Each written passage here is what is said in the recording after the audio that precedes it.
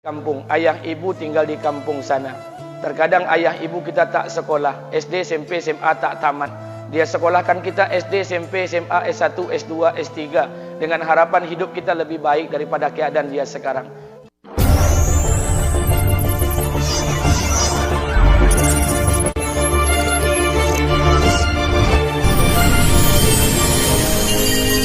Tapi apa yang membuat kita jarang untuk menjenguk mereka? Saya ingin sampaikan buat kita bersama. Ayah ibu kita tak tahu kita ni eselon 1, eselon 2, Pak. Ayah ibu kita tak tahu pangkat PNS kita 3A, 3B, 3C, 3D, 4A, 4B, 4C, 4D. Ayah ibu kita tak tahu kita ni public figure. Ayah ibu kita tak tahu dan tak mau tahu. Yang dia tahu kita ni anaknya. Ayah ibu kita tak tahu kita punya sawit berapa. Ayah ibu kita tak butuh mobil kita. Dia tak butuh rumah kita. Tapi yang dia butuhkan kita. Apa yang membuat kita jarang untuk menjenguk mereka? Tahun 2016 di Masjid Damai Langgeng, saya diundang ceramah di sana. Habis pulang ceramah, saya baca WA SMS. Ada seorang ustadz Pekanbaru kirimkan WA dengan saya. Saya baca 2 kali, air mata saya menetes. Kenapa? Karena WA itu berisi cerita satu orang ibu sedang menelpon anaknya. Ibunya nelpon anaknya. Assalamualaikum nak. Waalaikumsalam, kata anaknya. Kata ibunya, nak, sudah 1 bulan kau tak tengok ibu. Apa yang membuat engkau berhalangan, nak? Apakah kau sibuk dengan pekerjaanmu? Minggu yang kedua, ibunya telpon lagi. Assalamualaikum, nak. Kata anaknya, waalaikumsalam. Kata ibunya, nak, ibu dapat kabar, apa engkau baru beli mobil baru? Apa betul, nak? Kata anaknya, betul, bu.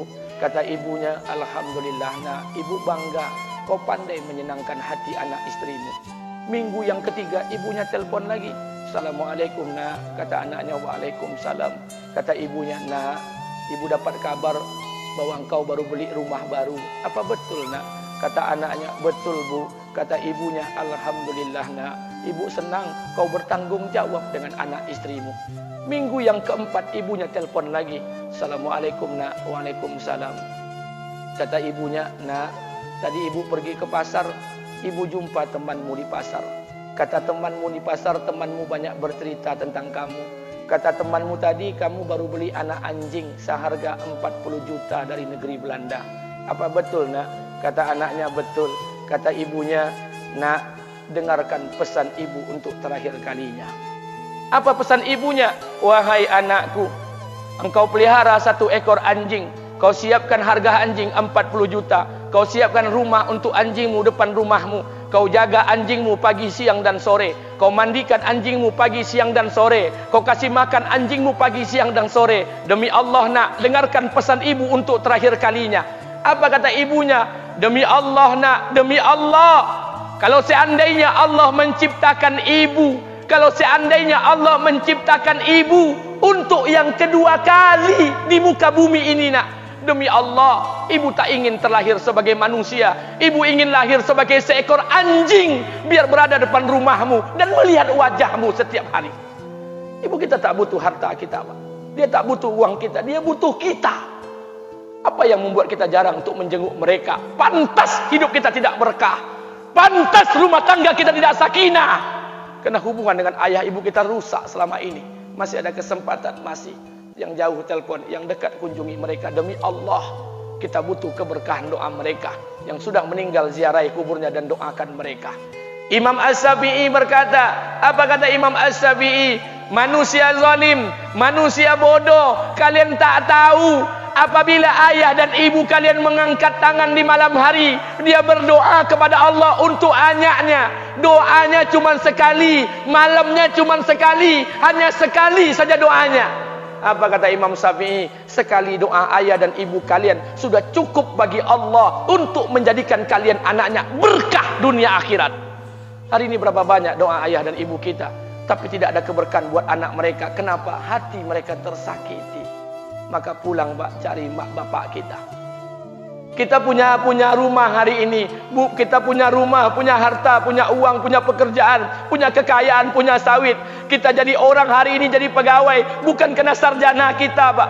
Kita jadi orang hari ini bukan kena otak kita. Kita jadi orang hari ini bukan kena kepintaran kita.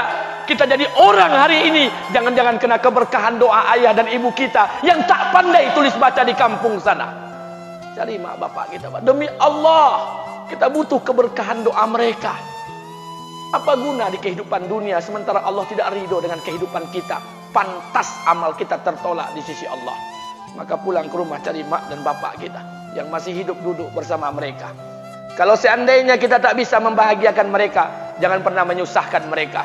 Kalau seandainya kita tak bisa membuat mereka tertawa, jangan pernah membuat mereka menangis. Demi Allah, kita hanya punya satu ayah kandung, kita hanya punya satu ibu kandung. Tidak akan ada ayah kandung yang kedua, tidak akan ada ibu kandung yang kedua. Harta kita cuma satu, ayah kita cuma satu, ibu kita cuma satu. Tidak akan ada ayah kandung yang kedua, tidak akan ada ibu kandung yang kedua. Pangkat jabatan bisa dicari, harta bisa diraih, kesempatan membahagiakan ayah dan ibu kita hanya sekali di kehidupan dunia ini, Pak. Pulanglah. Ketika mereka memanggil, tinggalkan istri, tinggalkan pekerjaan, tinggalkan semua proyek kita. Demi Allah, datangi mereka. Kata Nabi, sesaat kalian duduk bersama ayah dan ibu kalian akan mendatangkan keberkahan. Kenapa kalian tidak duduk bersama mereka? Jangan-jangan inilah yang menjadi penyebab amal-amal kita tertolak di sisi Allah.